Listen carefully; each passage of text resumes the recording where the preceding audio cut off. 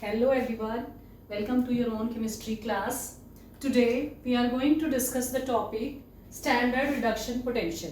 Okay?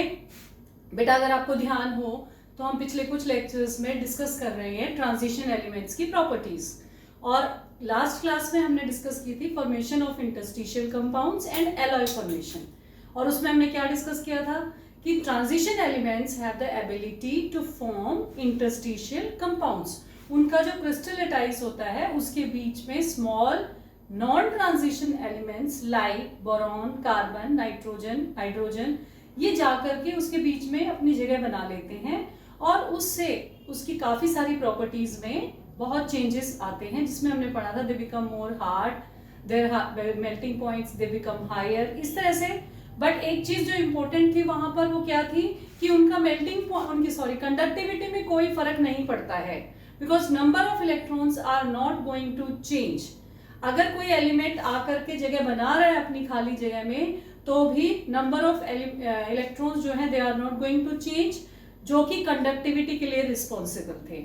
इसके बाद हमने पढ़ा था एलॉय फॉर्मेशन जिसमें इंपॉर्टेंट बात क्या थी कि the elements which have metals or maybe one metal non-metal, maybe one transition metal, maybe one non-transition, कुछ भी हो सकता है. दो सॉलिड्स का जो है एक होमोजेनस मिक्सचर बनता है उसको हम एलॉय बोलते हैं. एंड उसमें इंपॉर्टेंट पॉइंट क्या था कि जो डिफरेंस होता है रेडियस में that should not be more than 15%. जो दो मेटल्स या नॉन मेटल्स, एक मेटल नॉन मेटल मिलकर के जो एलॉय बना रहे हैं उसके रेडियस में 15% से ज्यादा का डिफरेंस नहीं होना चाहिए. तो बेटा आज हम डिस्कस करेंगे स्टैंडर्ड रिडक्शन पोटेंशियल. बहुत ज्यादा इंपॉर्टेंट टॉपिक है, बच्चे इसमें बहुत कंफ्यूज होते हैं. आज मैं कोशिश करूंगी आपके सारे कंफ्यूजन्स दूर करने की. सो आप अगले 20-25 मिनट तक फोकस्ड रहिए कि मैं क्या बता रही हूं आपको. The lecture is going to be very helpful for all of you. So first thing is let us discuss standard reduction potential. होता क्या है, What is it? बेटा स्टैंडर्ड रिडक्शन पोटेंशियल का मतलब है the capacity of an element to get reduced. अगर मैं इसको बिल्कुल सिंपल भाषा में समझाऊं, किसी भी एलिमेंट की रिड्यूस होने की जो कैपेसिटी है उसको हम स्टैंडर्ड रिडक्शन पोटेंशियल के टर्म्स में मेजर करते हैं. अगर आपको याद हो, थोड़ा सा इलेक्ट्रोकेमिस्ट्री में डिस्कस हुई है ये चीजें कि जब हम सभी एलिमेंट्स का रिडक्शन पोटेंशियल निकालते कैसे हैं. हमने सभी एलिमेंट्स को हाइड्रोजन के साथ कंबाइन किया एक इलेक्ट्रोकेमिकल सेल के थ्रू और फिर हाइड्रोजन के कंपैरिजन में वो एलिमेंट ऑक्सीडाइज हो रहा है या रिड्यूस हो रहा है, उसके अकॉर्डिंग सभी एलिमेंट्स का रिडक्शन पोटेंशियल हमने निकाला और उसकी एक सीरीज बना दी गई. उस सीरीज में हाइड्रोजन का 0 है and the most electronegative element जो सबसे ऊपर जिसका रिडक्शन पोटेंशियल है वो सबसे ऊपर and lowest is the at the bottom. उसमें आपको कंफ्यूज होने की जरूरत नहीं है. अभी जो मैं चीजें समझा रही हूं आप उस पर फोकस करिए कि क्या है रिडक्शन पोटेंशियल. सबसे पहली बात तो ये कि बेटा रिडक्शन पोटेंशियल जो है दैट इज किसी भी एलिमेंट का रिडक्शन पोटेंशियल जो है that is determined bye 3 main factors. 3 main factors. तो कौन कौन से वो फैक्टर्स हैं जो किसी भी एलिमेंट का रिडक्शन पोटेंशियल डिसाइड करते हैं. देखो बेटा फर्स्ट जो है that is enthalpy of atomization. हम ये सारा बारी बारी से डिस्कस करेंगे. एंथैल्पी ऑफ एटोमाइजेशन इसका मतलब क्या है. देखो कोई भी एलिमेंट का रिडक्शन पोटेंशियल जब हम निकाल रहे हैं तो 3 तरह की एनर्जीज उसमें यूज होती हैं. एक स्टैंडर्ड एंथैल्पी ऑफ एटोमाइजेशन. क्या है ये एंथैल्पी? अगर सपोज करो हमारा मेटल पहले सॉलिड में पड़ा है तो हम उसे गैसेस फॉर्म में लेके जाएंगे. अब इस सॉलिड मेटल को गैसेस फॉर्म तक ले जाने में जो एंथैल्पी चाहिए उस एंथैल्पी को हम एंथैल्पी ऑफ एटोमाइजेशन कहते हैं. और बेटा ये वो एनर्जी है जो आपको देनी पड़ेगी उस मेटल को. सॉलिड से गैस तक की उसके एटम्स तक अगर आप ले जाना चाहते हैं गैसेस फॉर्म्स में तो ये एनर्जी आपको प्रोवाइड करनी पड़ेगी. इसलिए इसकी वैल्यू क्या होती है? पॉजिटिव होती है. इसकी वैल्यू क्या होती है? पॉजिटिव, क्योंकि आप दे रहे हैं एनर्जी, आपको सॉलिड से गैस फॉर्म में जाना है. ओके, नाउ सेकेंड स्टेप इसके अंदर क्या होता है कि आपने उसको गैसेस फॉर्म में तो ले आए, अब आपको उसको आयोनिक फॉर्म में लाना है मेटल को। मेटल के जो एटम्स हैं उसको पहले आपने गैसेस फॉर्म में लाए, हर एटम को डिफरेंट अलग अलग कर दिया एक तरह से, क्योंकि गैसेस फॉर्म में फोर्सेस ऑफ अट्रैक्शन तो होती नहीं है, तो ऑब्वियस सी बात है कि सारे एटम्स जो है डिफरेंट डिफरेंट हो गए।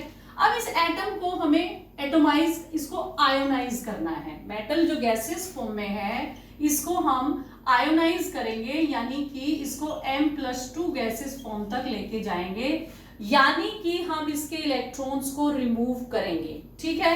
और इस स्टेप में क्या लगती है, आयोनाइजेशन एंथैल्पी, क्योंकि हमने 2 इलेक्ट्रॉन्स रिमूव किए हैं इसलिए ionisation enthalpy 1 and ionization enthalpy 2। Okay, अब तीसरा स्टेप, तो यहां पर हमें क्या दूसरी एनर्जी कौन सी चाहिए, आयोनाइजेशन एंथैल्पी, ठीक है। आयोनाइजेशन एंथैल्पी जो दूसरा फैक्टर है जो डिटरमिन करेगा आपके स्टैंडर्ड रिडक्शन पोटेंशियल की वैल्यू। ओके, थर्ड फैक्टर कौन सा हो जाएगा बेटा, थर्ड फैक्टर जो डिटरमिन करेगा that is enthalpy of hydration. थोड़ा ध्यान से समझिए, टॉपिक थोड़ा कंफ्यूज कर सकता है आपको, लेकिन अगर आप ध्यान से समझेंगे तो कोई कंफ्यूजन नहीं है। अब एंथैल्पी ऑफ हाइड्रेशन क्या होती है बेटे, जो ये आपका यहाँ गैसेस फॉर्म में आया है मेटल आयोनिक फॉर्म में, गैसेस आयोनिक फॉर्म में, अब आप क्या करेंगे, जब इसको वाटर में डालेंगे तो ये जो एक्वस फॉर्म में जब आएगा तो कितनी एनर्जी इसके अंदर से रिलीज होगी। यहां पर मेटल जब एक्वस फॉर्म में आएगा, एक बात और बीच में रह गई बेटा, आयोनाइजेशन एंथैल्पी भी वो एनर्जी है जो आप दे रहे हैं अपनी तरफ से। आपको पता है जब हम बाहर से एनर्जी देते हैं तो उसकी वैल्यू क्या होती है, पॉजिटिव, यानी कि ये 2 एनर्जीज, एंथैल्पी ऑफ एटमाइजेशन और आयोनाइजेशन एंथैल्पी, ये 2 तो वो एनर्जीज हैं जो हम मेटल को दे रहे हैं उसके रिडक्शन पोटेंशियल की वैल्यू निकालने के लिए। अब उसके बाद ये मेटल जब एक्वस फॉर्म में जाएगा, ये मेटल जब एक्वस फॉर्म में जाएगा तो जो एनर्जी रिलीज होगी उसको बोलते हैं हाइड्रेशन एंथैल्पी। उसको क्या बोलते हैं, हाइड्रेशन एंथैल्पी। और ये हाइड्रेशन एंथैल्पी जो होती है ना बेटे, इसकी वैल्यू हमेशा नेगेटिव होती है। होती क्या है ये भी समझ लीजिए आप एक बार थोड़ा सा। जैसे आपका ये मेटल है M+2 फॉर्म में आया है, यहाँ पर ये मेटल यहाँ पर आपका M+2 फॉर्म में है। अब ये मेटल को जब वाटर के मॉलिक्यूल सराउंड करने के लिए आएंगे चारों तरफ से, यहाँ चारों तरफ से वाटर के मॉलिक्यूल जैसे ही एक्वस सॉल्यूशन में इसको डालेंगे आप, तो वाटर के मॉलिक्यूल इसको सराउंड कर लेंगे क्योंकि इस पर चार्ज है और साइज इसका छोटा हो गया है। तो जब चार्ज मिलेगा वाटर के मॉलिक्यूल को, आपको पता है water is also a polar molecule, तो जब इसको चार्ज मिलेगा तो ऑक्सीजन की साइड से ये इसके साथ जुड़ने शुरू हो जाएंगे और इस प्रोसेस के दौरान निकलती है काफी सारी एनर्जी, निकलती है बाहर, निकलती है बेटा, एनर्जी बाहर निकलती है, इसलिए हमने इसको कहा नेगेटिव। तो अब आप ये समझें कि जो एटमाइजेशन एंथैल्पी है that is positive, ionisation enthalpy है दैट इज पॉजिटिव, और हाइड्रेशन एंथैल्पी है वो है नेगेटिव।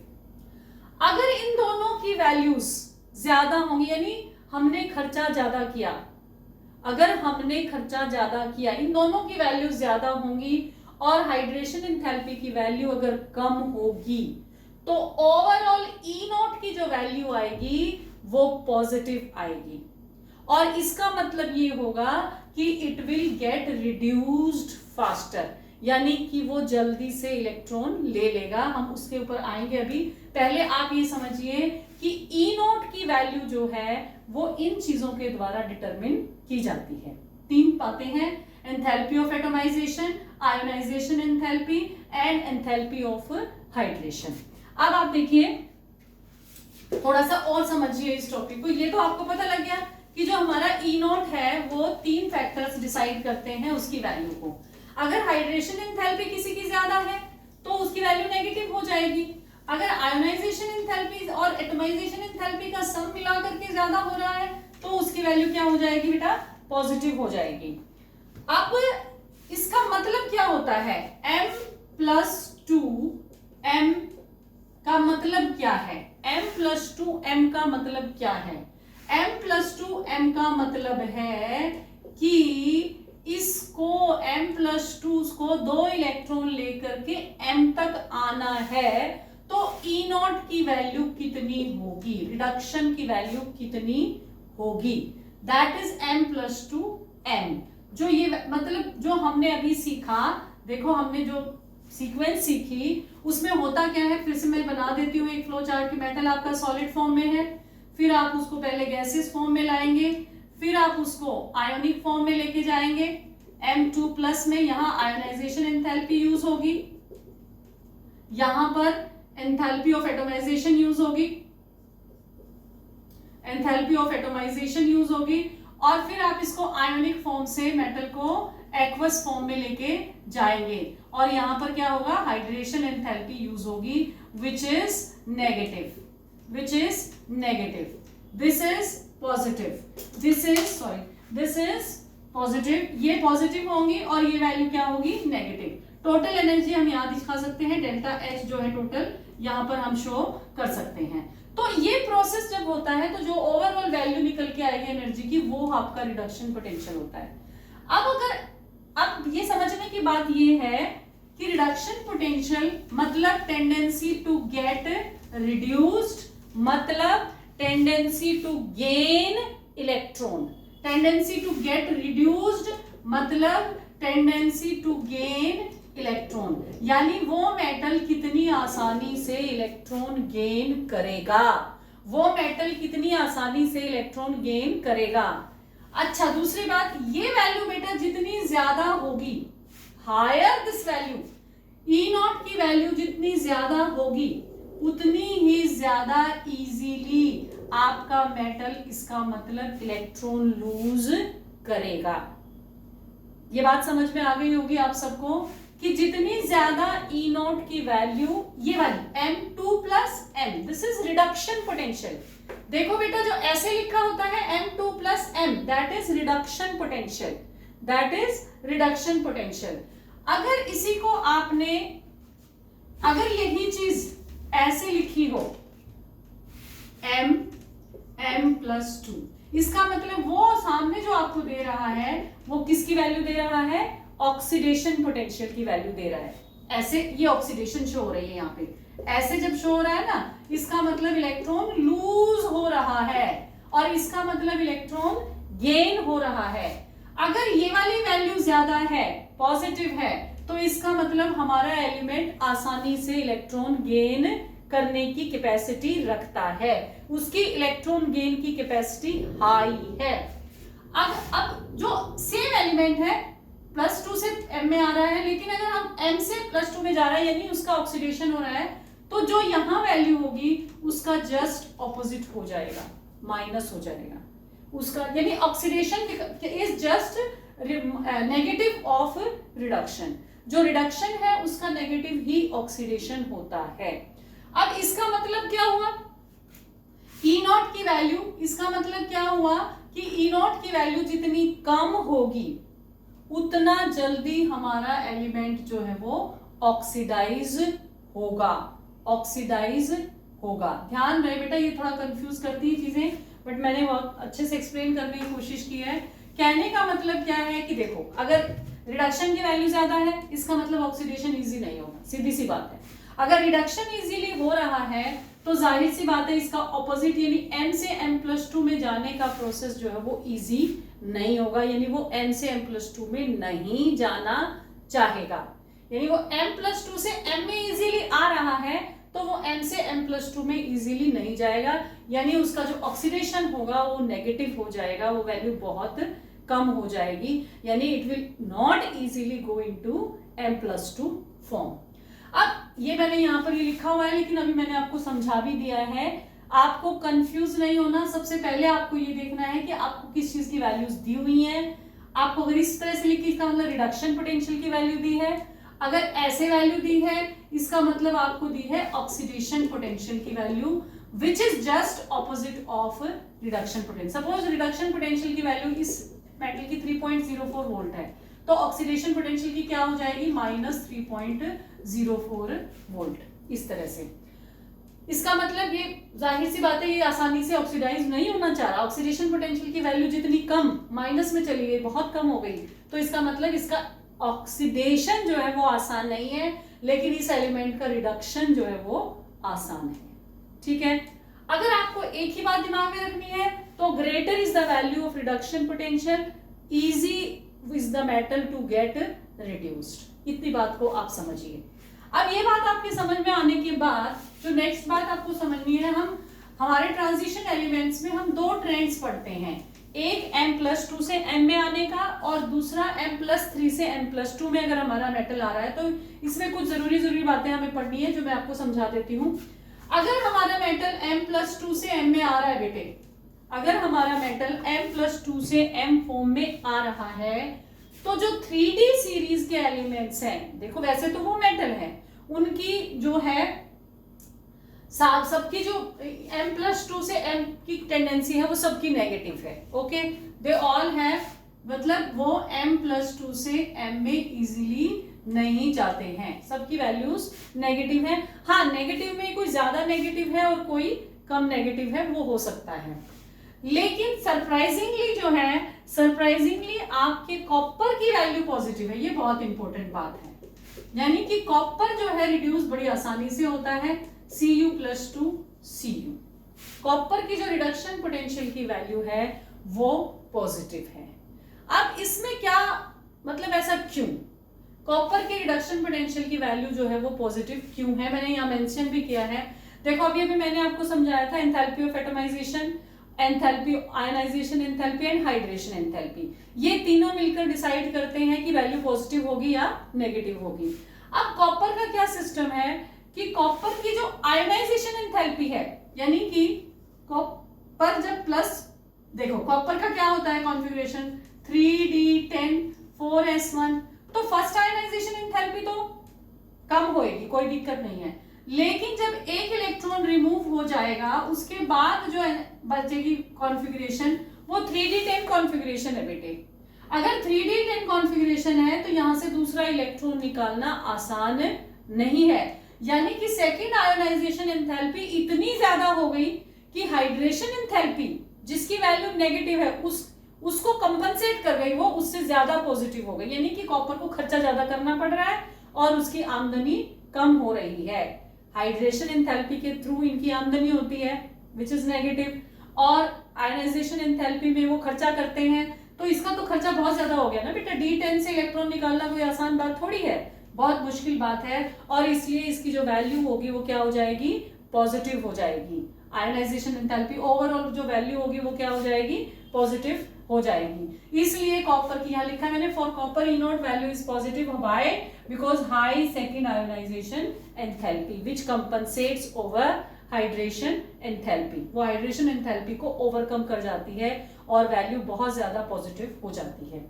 अब कॉपर जो है can not liberate hydrogen from HCl, इसी कारण से, क्योंकि उसकी तो रिडक्शन पोटेंशियल की वैल्यू बहुत ज्यादा है, वो बहुत जल्दी रिड्यूस होता है, तो इसलिए एक आपके एनसीईआरटी में दिया हुआ है कि कॉपर जो है HCl वगैरह से बहुत आसानी से हाइड्रोजन रिलीज नहीं कर सकता। तो बेटा इसके पीछे क्या कहानी है, एक बार थोड़ा सा फोकस करके सुन लीजिए। भाई कॉपर क्यों नहीं लिबरेट करेगा हाइड्रोजन, HCl से कॉपर हाइड्रोजन क्यों नहीं लिबरेट करेगा? देखो हाइड्रोजन जब लिबरेट होती है ना, तो हाइड्रोजन बेटा जो है एक इलेक्ट्रॉन गेन करती है। HCl से जैसे हमें हाइड्रोजन मिलेगी, HCl से H+ मिलेगा, और ये H+ को इलेक्ट्रॉन गेन करके H बनना है। ओके, अब इसको H बनना है। अब ये H कब बन पाएगा, जब कोई इसको इलेक्ट्रॉन देगा, यानी कि जो कोई ऐसा एलिमेंट इसके साथ में हो जो कि आसानी से इसको इलेक्ट्रॉन दे सके, यानी कि ऑक्सीडाइज हो सके। लेकिन हमने देखा कि कॉपर तो ऑक्सीडाइज होता ही नहीं है आसानी से, कॉपर खुद बड़ी आसानी से रिड्यूस होता है, यानी वो तो खुद ही इलेक्ट्रॉन गेन करने के चक्कर में रहता है। अब खुद ही इलेक्ट्रॉन गेन करेगा कॉपर, तो इसको कहां से देगा, हाइड्रोजन को। H+ को इलेक्ट्रॉन कहां से देगा बेटा, वो ऑक्सीडाइज तो हो ही नहीं रहा ना इजीली। अगर वो ऑक्सीडाइज नहीं हो रहा तो हाइड्रोजन को इलेक्ट्रॉन कहां से देगा, नहीं दे पाएगा। इसलिए जो है कॉपर हाइड्रोजन गैस लिबरेट नहीं कर पाता जब उसका HCl के साथ रिएक्शन होता है। जब कॉपर का HCl के साथ रिएक्शन होता है तो वो हाइड्रोजन गैस को लिबरेट नहीं कर पाता। लेकिन हाँ, हाइड्रोजन से स्ट्रॉन्ग कोई आ जाए जो कॉपर को ऑक्सीडाइज कर सके, अगर स्ट्रॉन्ग ऑक्सीडाइजिंग एजेंट यानी HCl का कोई बाप आ जाए तो ये कर देगा। यानी कॉपर को ऑक्सीडाइज कराने के लिए आपको कंसंट्रेटेड H2SO4 या फिर कंसंट्रेटेड HNO3 लेना पड़ेगा, which are strong oxidizing agents. हाँ, अब ये क्या करेंगे, ये कॉपर को ऑक्सीडाइज करवा देंगे। अब कॉपर ऑक्सीडाइज हो जाएगा, कॉपर ऑक्सीडाइज हो जाएगा तो आसानी से फिर वो अपना इलेक्ट्रॉन जरूरत के मुताबिक दे सकता है। ठीक है, तो यहां से हो सकता है हाइड्रोजन लिबरेट, लेकिन बेटा कुछ बुक्स में दिया है कि हाइड्रोजन तो वो यहां से भी नहीं लिबरेट करता, यहाँ पर सल्फर डाइऑक्साइड और यहाँ पर नाइट्रोजन डाइऑक्साइड लिबरेट करता है। बट आपसे अगर क्वेश्चन आता है, पूछा जाता है तो कि यहाँ तो इनसे लिबरेट कर देगा, क्योंकि यहाँ पर ये स्ट्रॉन्ग ऑक्सीडाइजिंग एजेंट है जो कॉपर से इलेक्ट्रॉन ले सकते हैं और आसानी से ये रिड्यूस हो जाएंगे। ठीक है, so that is how the things are. Okay, तो बेटा आई होप आपको समझ आ गया होगा। अगर मैं 2 मिनट में फटाफट रिवाइज करवाऊं, मैंने क्या पढ़ाया। रिडक्शन मतलब easy reduction, higher the value of reduction मतलब उस एलिमेंट का रिडक्शन बहुत आसान हो जाएगा। Oxidation is opposite of reduction, minus negative of reduction. Values 3D elements की सीरीज की सबकी नेगेटिव है, सिर्फ कॉपर की पॉजिटिव है। और कॉपर की पॉजिटिव क्यों है, because of high second ionisation enthalpy. Okay, ये हो गया। कॉपर लिबरेट नहीं कर सकता HCl, क्योंकि HCl का जो H+ है उसको एक इलेक्ट्रॉन चाहिए, यानी कोई ऐसी स्पीशीज चाहिए जो ऑक्सीडाइज होती हो, लेकिन कॉपर तो ऑक्सीडाइज होता ही नहीं, उसका रिडक्शन पोटेंशियल तो हाइड्रोजन से भी ज्यादा है, वो तो रिड्यूस होएगा, इसलिए वो हाइड्रोजन लिबरेट नहीं कर सकता। अब फटाफट ये देख लेते हैं कि M+3 से M+2 में जब एलिमेंट आता है तो क्या क्या सिस्टम है, क्या खास बातें हैं जो हमें ध्यान रखनी है। जब हमारा एलिमेंट, हमें ये देखना है कि कब वैल्यू हाई होगी और कब लो होगी।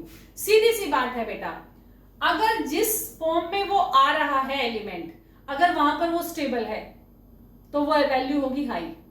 अगर वो ऑलरेडी, देखो 2 फॉर्म्स हो गई ना, एक M3+ और एक हो गई M2+। अब अगर ऑलरेडी यहां स्टेबल बैठा है तो वो इसमें रिड्यूस नहीं होएगा, रिड्यूस नहीं होएगा तो वैल्यू लो हो जाएगी। अगर पहले से M+3 फॉर्म में स्टेबल नहीं है लेकिन M+2 में आकर के स्टेबल हो जाता है तो जाहिर सी बात है कि वैल्यूज क्या हो जाएंगी, हाई हो जाएंगी। रिडक्शन पोटेंशियल की वैल्यूज क्या हो जाएंगी, हाई हो जाएंगी। अब देखो, समझो, अलग अलग केसेस को समझो। आपको ये बात को समझाने के लिए मैं एक बार सारे एग्जांपल्स ले लेती हूँ। देखो, Mn+3 से आ रहा है Mn+2 में। अब +3 में देखो, Mn क्या होता है, 3d5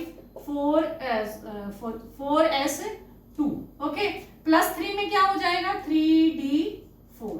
अगर +3 में होगा तो क्या हो जाएगा, 3d4। और Mn+2 में क्या हो जाएगा बेटा, 3d5। तो ये तो बहुत आसान है, ये तो इसके लिए अच्छा हो जाएगा। ये हाफ फील्ड स्टेबल कॉन्फ़िगरेशन है, तो जाहिर सी बात है कि Mn+3 से ये Mn+2 में इजीली आ जाएगा। इजीली आ जाएगा तो वैल्यू क्या हो जाएगी, हाई हो जाएगी। रिडक्शन पोटेंशियल की वैल्यू क्या हो जाएगी, हाई हो जाएगी, पॉजिटिव हो जाएगी। इसी तरह से Sc+3 से Sc+2 में आना है उसको, स्कैंडियम+3 से स्कैंडियम+2 में। हमने पहले ऑक्सीडेशन स्टेट जब पढ़ा था तो हमने देखा स्कैंडियम+3 is already a stable noble gas configuration. देखो कैसे, 3d1 4s2, तो तीनों इलेक्ट्रॉन्स निकल गए, तो रहा क्या, 3d0 4s0, और यहाँ पर है आर्गन आपका नोबल गैस। तो स्कैंडियम तो ऑलरेडी एक नोबल गैस कॉन्फ़िगरेशन है भाई, ये क्यों आएगा, ये +2 में नहीं आना चाहेगा, स्कैंडियम +2 में नहीं आना चाहेगा, और इसकी वैल्यू क्या हो जाएगी, रिडक्शन पोटेंशियल की वैल्यू लो हो जाएगी। इसी तरह से वेनेडियम का केस डिस्कस कर लेते हैं बेटे। वेनेडियम +3 से +2 में आ रहा है। अब देखो, स्कैंडियम, टाइटेनियम, वेनेडियम। वेनेडियम है D3, V3 में से V2 में आ रहा है, तो V3+ में देखो इसकी कॉन्फ़िगरेशन क्या है, 3d3 4s2, तो +3 में क्या हो जाएगा, ये D2 कॉन्फ़िगरेशन हो जाएगा, और ये क्या हो जाएगा, 3 कॉन्फ़िगरेशन।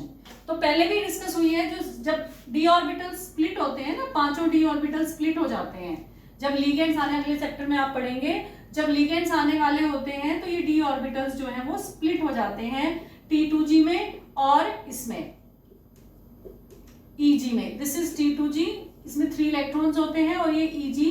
अब इसमें देखिए आप वेनेडियम में D3 है, यानी ये 3, तो ये भी एक स्टेबल कॉन्फ़िगरेशन मानी जाती है। This is also a half filled T2G configuration which is more stable. अब मोर स्टेबल है तो जाहिर सी बात है V+3 से V+2 में ये आना चाहेगा। हालांकि इसकी वैल्यू नेगेटिव है, पर वो नेगेटिव में भी लेस नेगेटिव है, यानी कि पॉजिटिव की साइड ही है। समझ गए? इस तरह से Zn+3 का केस डिस्कस कर लेते हैं बेटे। Zn+3 आपको पता है कि Zn+2, Zn+3 से Zn+2 जब आता है तो आपको पता है Zn+3 इज D9, जबकि Zn+2 इज D10 कॉन्फ़िगरेशन। तो D10 इज अ स्टेबल, तो जाहिर सी बात है ये यहां से यहां बड़ी आसानी से आ जाएगा, यानी कि इसके रिडक्शन पोटेंशियल की वैल्यू बहुत ज्यादा हो जाएगी, क्योंकि ये तो आना चाहेगा ना बेटा, स्टेबल कॉन्फ़िगरेशन है, इसलिए ये आना चाहेगा। आई होप बेटा कि आपको सबको चैप्टर, ये वाला टॉपिक जो है बहुत अच्छे से समझ आ गया होगा। बेटा अगर आपको समझ आ रहे हैं, कॉन्सेप्ट्स क्लियर हो रहे हैं, तो चैनल को लाइक, शेयर एंड सब्सक्राइब करना ना भूलें और अपनी पढ़ाई मन लगाकर करते रहें। Stay happy, stay healthy and stay focused. Have a nice day.